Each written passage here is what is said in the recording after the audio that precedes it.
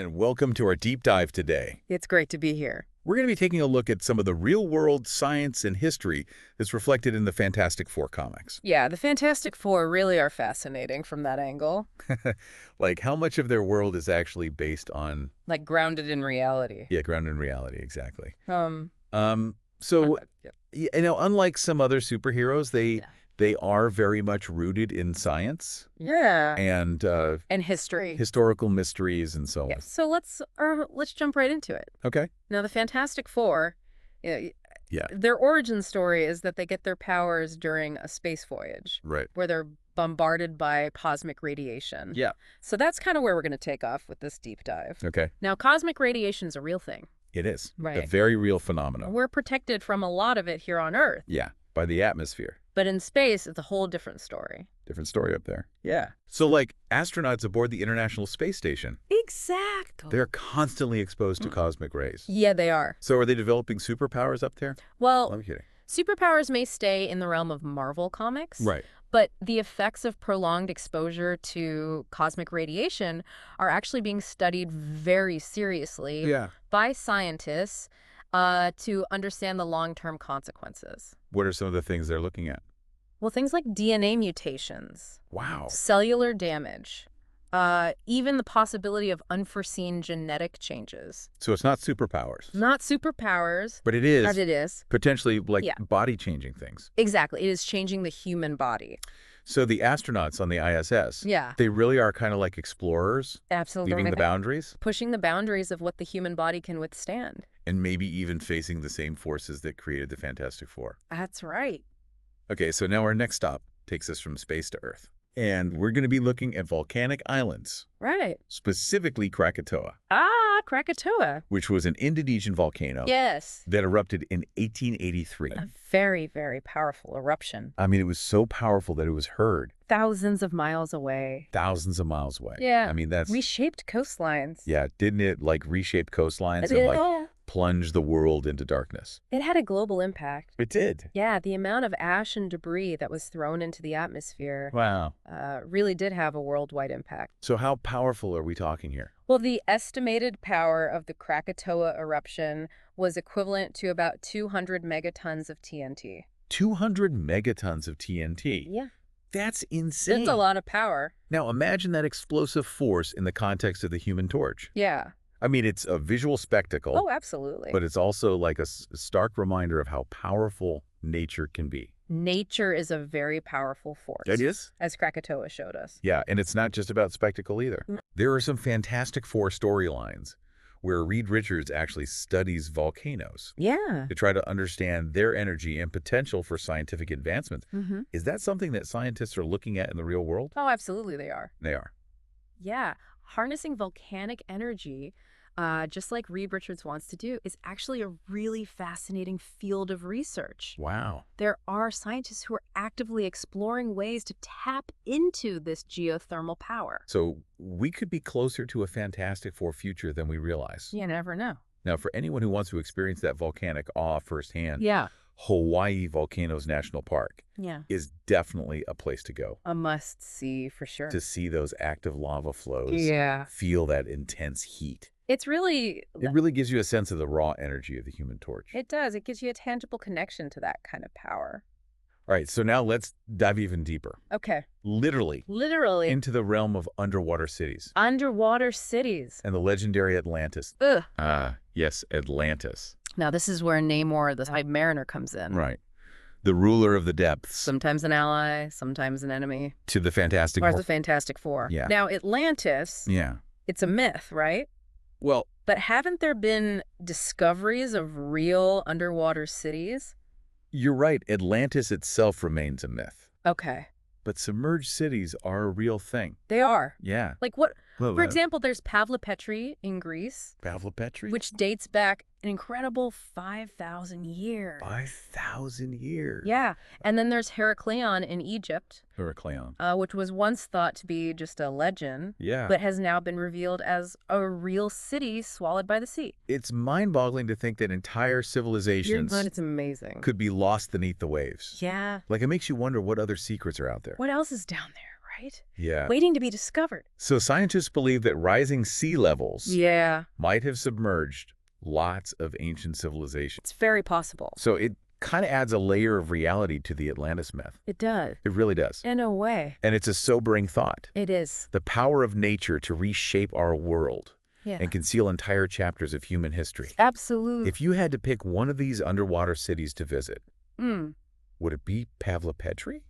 You know, Because it sounds like I think it will. like a portal to the past. That's an incredible. A glimpse into a lost world. It's an incredible underwater archaeological site. Yeah. That offers a really unique window into the distant past. Yeah. And it reminds us of the ocean's power, over human civilization, much like Namor's own domain. Exactly. Yeah.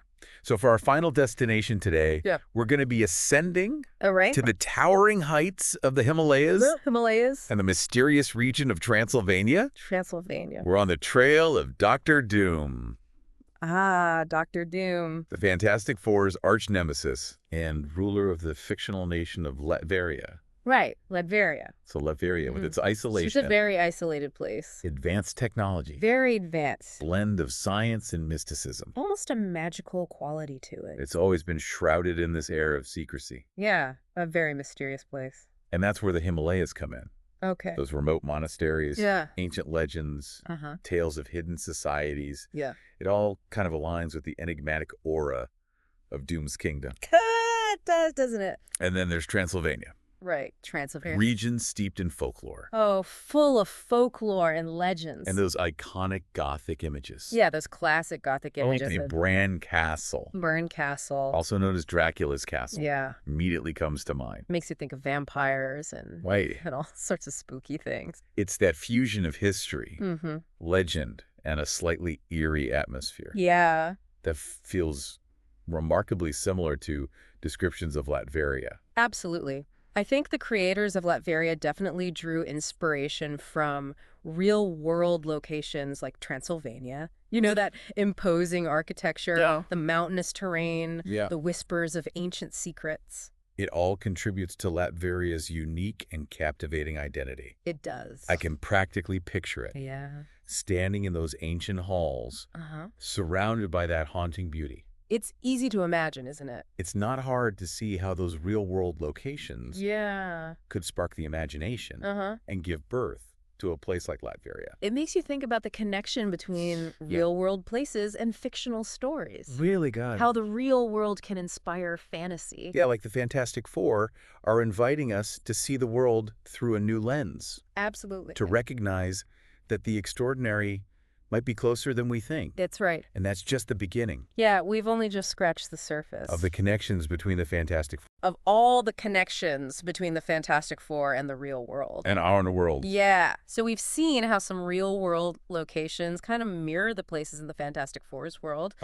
But what about their superpowers? Yeah, like how do those stack up against actual science? Right. I mean, we talked about cosmic radiation and its effects. Yeah. But like, how do each member's abilities hold up? Okay, well, let's start with Mr. Fantastic. Okay. Reed Richards. His ability to stretch his body.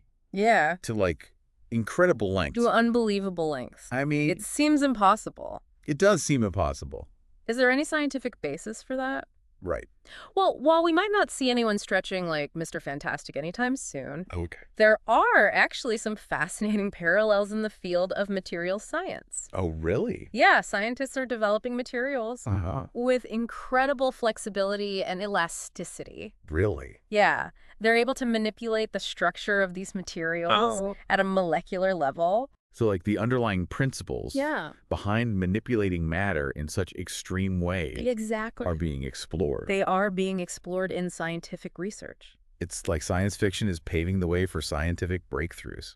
In a way it is. That's amazing. It's pretty cool. Now what about the Invisible Woman? Sue Storm. Sue Storm. Yeah. Her power to bend light. Right. And become invisible. I mean, that seems like pure fantasy. It does seem like magic, doesn't it? It does. But again, science is catching up in some really interesting ways. Like what? Have you heard about cloaking technologies? Yeah, I have heard about those. Yeah, we're seeing advancements in metamaterials. Metamaterial? And cloaking devices that, while not yet perfect, are hinting at the possibility of manipulating light in ways that were once thought impossible. So it's like the writers of these stories were tapping into maybe they were like some subconscious understanding. Subconscious understanding of scientific potential. Yeah, like almost predicting the future of innovation. It's a really thought-provoking idea. It is. Now let's move on to the Human Torch. Johnny Storm. Yeah. The hothead of the group. Right. His ability to control fire. Yeah. I mean, that's definitely one of the most visually stunning powers. It's a very primal force. It is. Both destructive and life-giving. Right. That has captivated humanity for centuries. So scientifically speaking, okay, what is fire? Well, fire is basically a rapid oxidation process. Okay. A chemical reaction that releases energy in the form of heat and light. So while we can't control it with our minds, like Johnny, not yet at least, we have learned to harness its power. We have. In incredible ways. Yeah, think about controlled burns. Oh, yeah. Used in forestry management. Right. Or even the controlled explosions used in demolition. It's all about understanding and respecting its power. Absolutely. Okay, finally we have the Thing. Ben Grimm. Yeah. His rocky exterior. Yeah. And superhuman strength. He's a tough one. I mean, that might seem like the most far-fetched ability. It might seem that way. But is there any connection there to actual science? Well, there's an interesting link to the study of geology and minerals. Geology and minerals? Yeah. Certain minerals possess incredible strength and durability. Okay. And some even exhibit unique properties under extreme conditions. So the Thing's transformation, as fantastical as it seems, as crazy as it is, it can still spark our curiosity. Yeah. About the incredible properties of certain materials. It's a good reminder that nature itself is a source of incredible strength. Strength and resilience. And resilience, absolutely. What's also interesting about the Thing is that his transformation raises questions about identity and adaptation. It does. He's forced to come to terms with his altered appearance. Yeah. And how it affects his place in the world. And how people see him. Exactly. Yeah. It's a theme that resonates. With anyone who's experienced significant change or challenges in their own life. Absolutely. It reminds us that even when facing adversity, we can find strength and resilience. Right.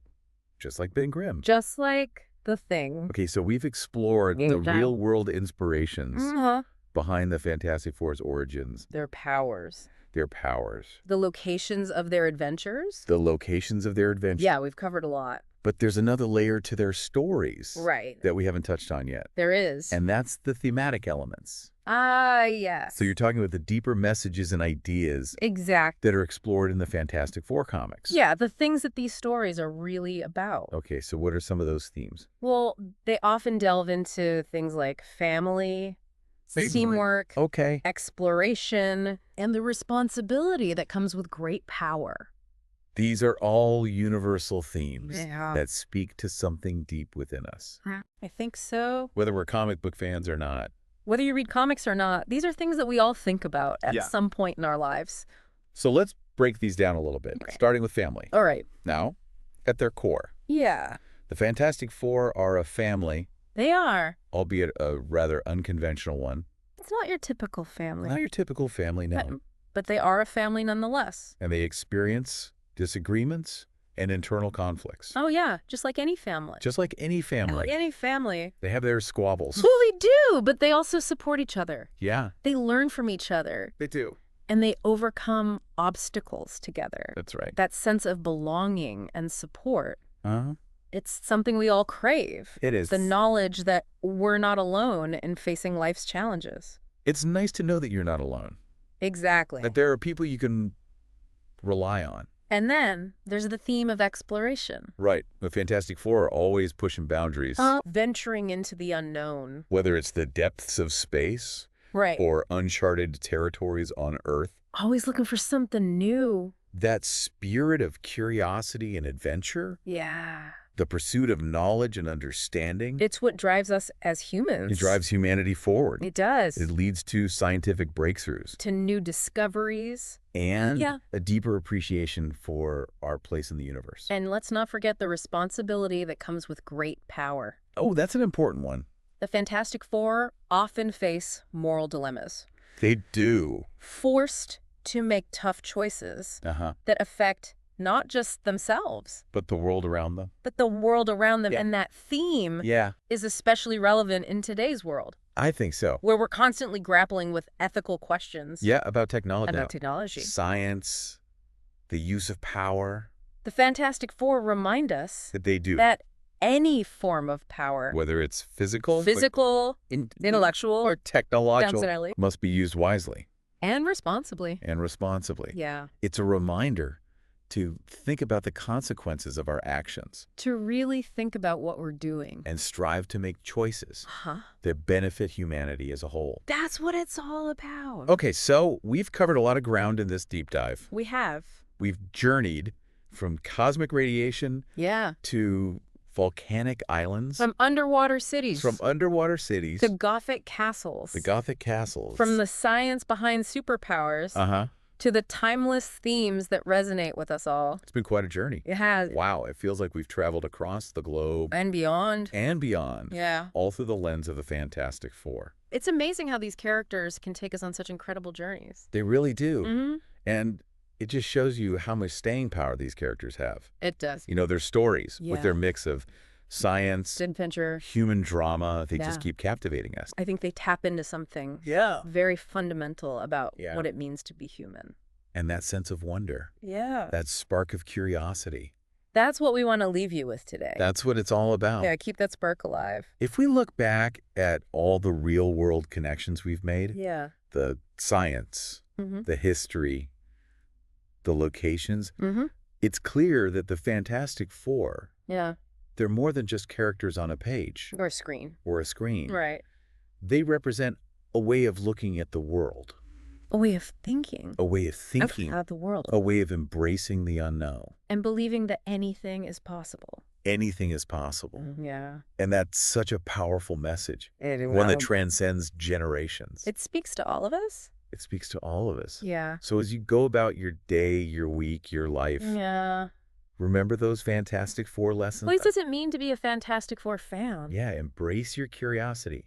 Seek out new experiences. Don't be afraid of the unknown. Don't be afraid to challenge the status quo. Push those boundaries. And remember, even when faced with those seemingly insurmountable obstacles, there's always a way forward. There's always a way. I think that's a really important message. It is. And perhaps the most important takeaway from this deep dive is that the fantastic music, it isn't confined to comics and movies. No, it's not. It's all around us. It's everywhere. Waiting to be discovered. It is just waiting to be discovered. Sometimes all it takes is a shift in perspective. The new way of looking at things. A willingness to see the world through a slightly different lens. To see the extraordinary in the ordinary. That's it. Yeah. So go out there and explore. Explore the world. Embrace the unknown. And who knows? Who knows? You might just stumble upon.